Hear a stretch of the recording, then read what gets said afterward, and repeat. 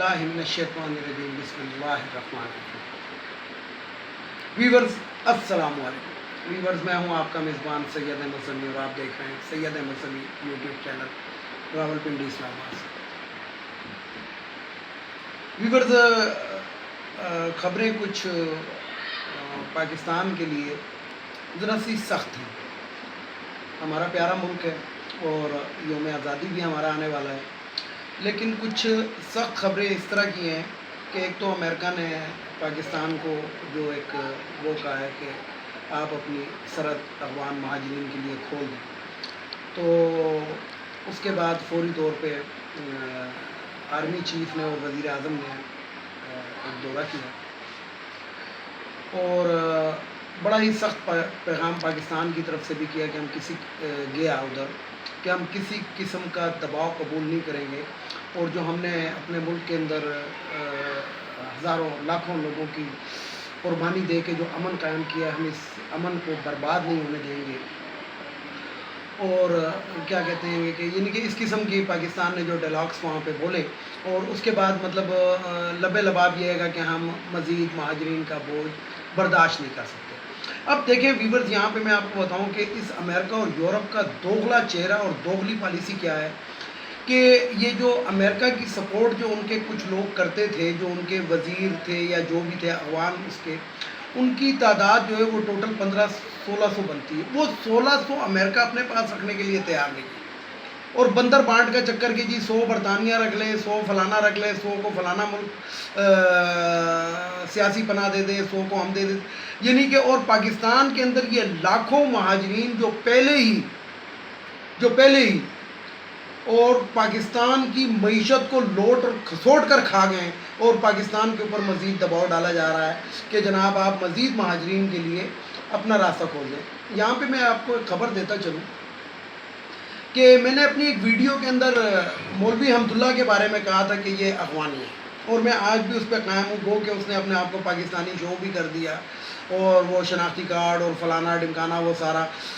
तो व्यूअर्स, यहाँ पे मैं एक बात कहूँ कि ये लोग जो है इतने साल से जब इक़्तिदार के अंदर हैं, मौलाना फजलुर रहमान की पार्टी, तो इनके लिए ये कोई मुश्किल नहीं है कि शनाख्ती कार्ड हासिल कर लिया जाए और अपना डेटा जो है वो कर लिया जाए। लेकिन एक रिसेंटली ख़बर मैं आपको दे दूँ जो बड़ी ही इम्पोर्टेंट है कि कराची के अंदर एक शख्स पकड़ा गया है।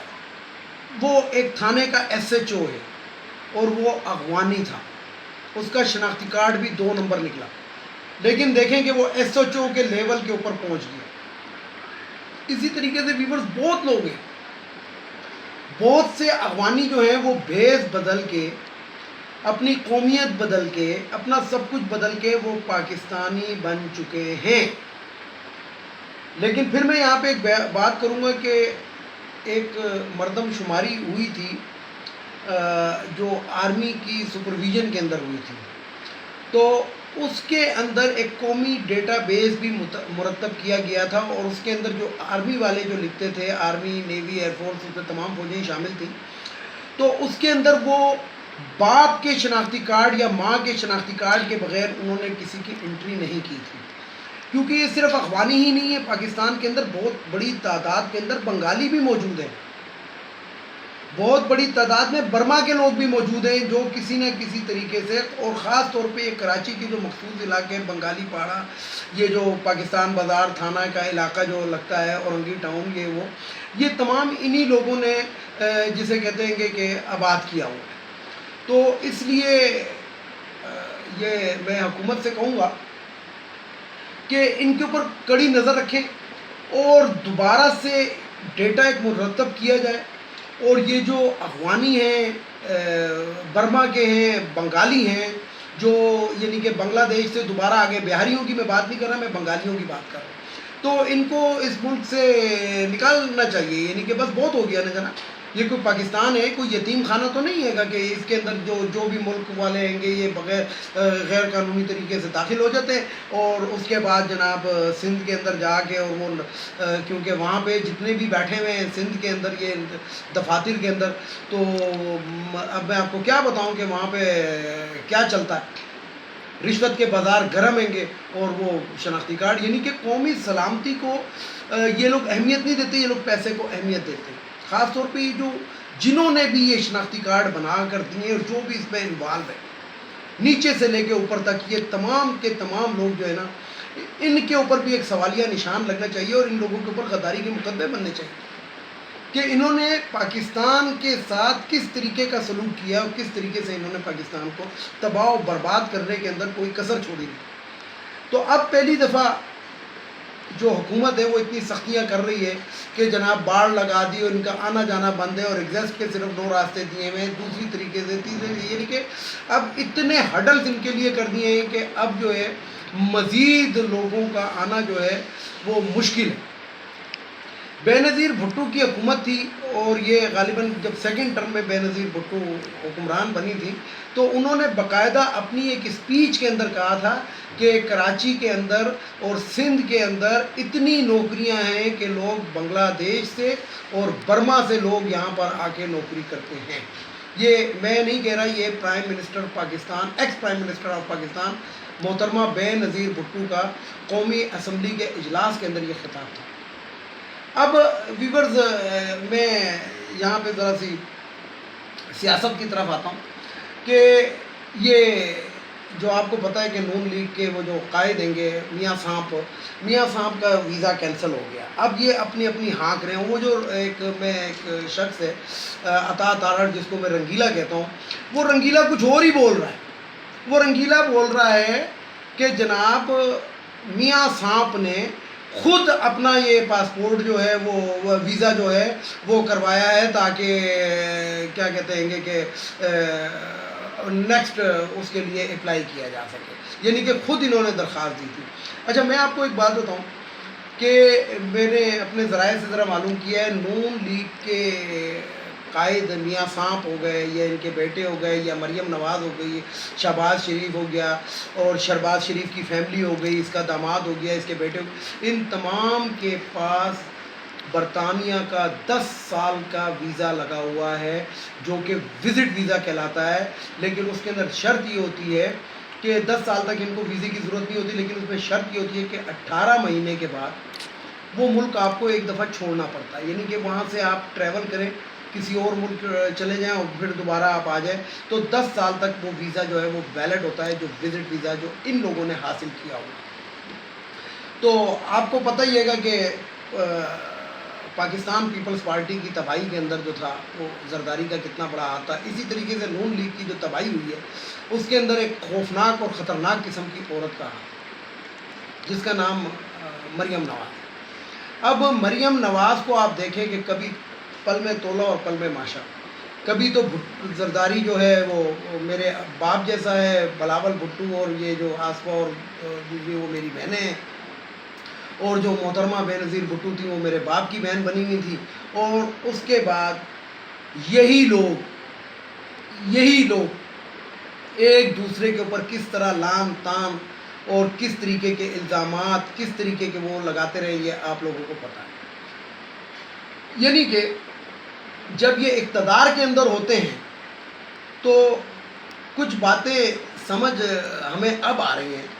اور جب عمران خان یہ کہتا تھا کہ جب میں ان پہ ہاتھ ڈالوں گا تو یہ سب ایک ہو جائیں گے، تو میں کم از کم یہ ماننے کے لیے تیار نہیں تھا، کیونکہ میں نے اپنی ایک ویڈیو میں بتایا تھا کہ ہم ساری زندگی سے پاکستان پیپلز پارٹی کو میرے آباء و اجداد ووٹ دیتے رہے، میری فیملی دیتی رہی، میرا سسرال دیتا رہا ہے. مطلب ہم لوگ پاکستان پیپلز پارٹی کے بہت بڑے سپورٹر ہیں.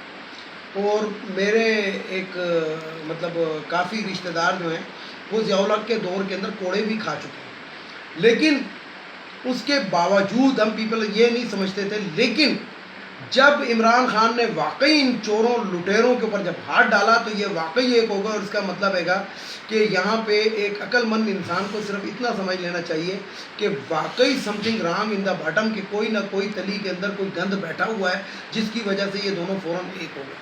ادروائز تو ان کے بیانیے ہی مختلف تھے.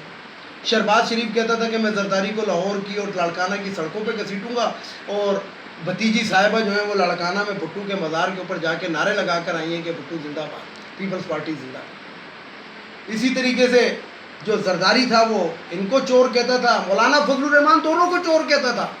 لیکن آج وہ جو ہے تمام گندے انڈے رکھ کے اوپر مرغی بن کے، کڑک مرغی بن کے مولانا فضل الرحمان بیٹھا ہوا. یعنی کہ یہ جو ان کے جو بھیانک روپ ہیں اس دین فروش مولوی کے، وہ جو میاں سانپ جو لندن کے اندر بیٹھا ہوا ہے، زرداری ہو گیا، یہ دوسرے تیسرے ہو گئے، ایک اچکزئی بھی ہے وہ جو یوں کر کے چادر ہوتا ہے. یعنی کہ ان لوگوں کے یہ جو بھیانک اور مکروہ قسم کے چہرے ہیں یہ عوام کے سامنے آ چکے ہیں. اب یہاں پہ ذرا سی ایک بات کروں گا، ذرا ویڈیو طویل ہو جائے گی.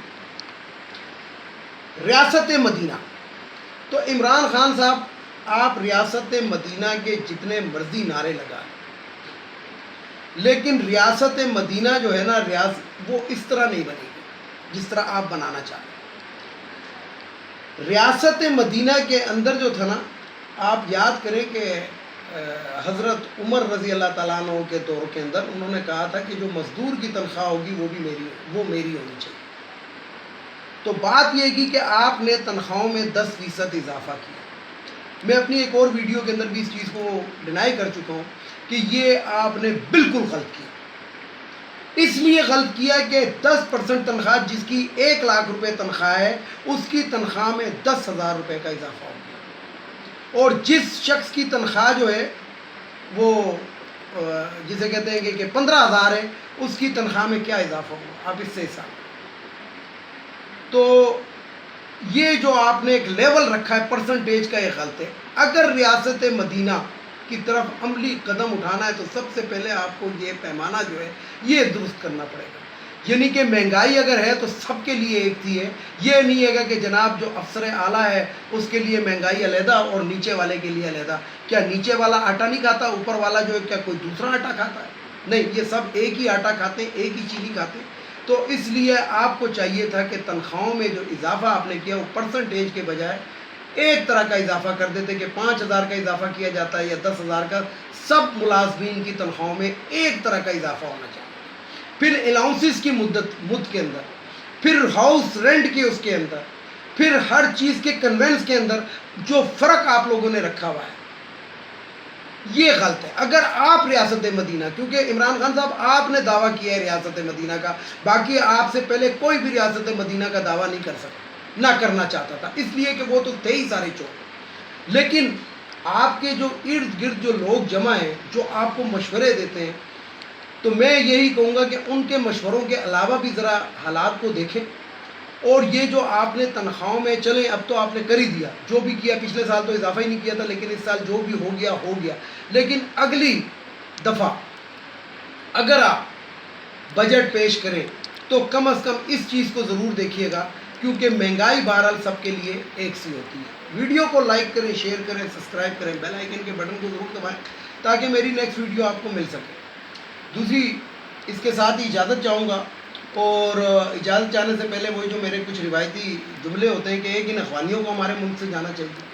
ایک یہ خواتین کی جو مخصوص نشستیں ہیں جو ہمارے اوپر، جو ہماری جیبوں پہ بوجھ بنا ہوا ہے، جو ہماری قومی اسمبلی اور صوبائی اسمبلی کے بجٹ کے اوپر بوجھ بنا ہوا ہے، ہمارے ٹیکسوں سے یہ تنخواہ لے کر جاتی ہیں. یہ کس چیز کی تنخواہ لے کر جاتی ہیں؟ یہ کہاں سے منتخب ہو کر آتی ہیں؟ انہوں نے کون سی ایسے کارنامے انجام دیے ہوئے ہیں کہ یہ مخصوص سیٹوں کے اوپر آ جاتی ہیں؟ یہ ختم ہونا چاہیے. اور اگر خواتین کو لے کر ہی آنا ہے اسمبلی کے اندر تو وہی جو طریقہ ہے کہ ہر پارٹی کو پابند کر دیا جائے کہ وہ 40% جو ٹکٹ ہیں وہ خواتین کو دیں. تیسرا، وہ جو میاں سانپ جو ہے جس کا ویزا کینسل ہو چکا ہے اس کو پابند سلاسل کر لے کر آنا چاہیے، کسی بھی طریقے سے لے کر آنا چاہیے. اور یہ نون لیگ کا ہر اینکر کا، ہر ٹی وی اینکر کا، ہر جو بھی ان کو اپنے ٹاک شوز کے اندر بلاتے ہیں وہ ان سے یہ لازمی سوال کیا کریں کہ میاں سانپ واپس کیوں نہیں آئے جبکہ ویزا بھی کینسل ہو.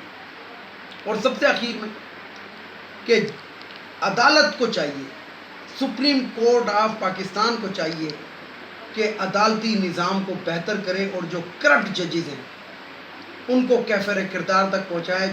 جسٹس قاضی فائز عیسیٰ، میں پھر نام لیتا ہوں، ہر ویڈیو میں لیتا ہوں، اس کی بیوی کے آنسوؤں کو مت دیکھیں، اس سے رسیدیں جو آپ نے طلب کی تھی ان رسیدوں پر فیصلہ کریں. کیونکہ ریاست مدینہ جو ہے وہ آپ لوگوں کا بھی کام ہے، صرف ایک عمران خان کا کام نہیں ہے کہ وہ ریاست مدینہ کا نام لے. اور ریاست مدینہ یہ عدل و انصاف اور یہ جو چوری ڈکیتی اور یہ تمام چیزیں اور غبن ہے اور رشوت ہے، اس کو کنٹرول کرنا عدالتوں کا کام ہے. کیونکہ آخر میں کیس عدالت میں ہی آتا ہے، اور عدالت کے اندر جب اس طرح کا جج بیٹھا ہو جس کے اوپر خود سوالیہ نشان ہو تو وہ کسی کو کیا انصاف دے گا۔ اور پھر ہی میں یہاں پہ بات کروں گا جو جسٹس قاضی فائز عیسیٰ نے جو نون لیگ کے میاں سانپ وغیرہ کے جو کیسز بند کیے تو ان کو ری اوپن ہونا چاہیے۔ اس کے ساتھ ہی جانا چاہوں گا تمام دیکھنے والے سننے والوں کو اللہ حافظ، اور آخر میں وہی نعرہ پاکستان زندہ باد۔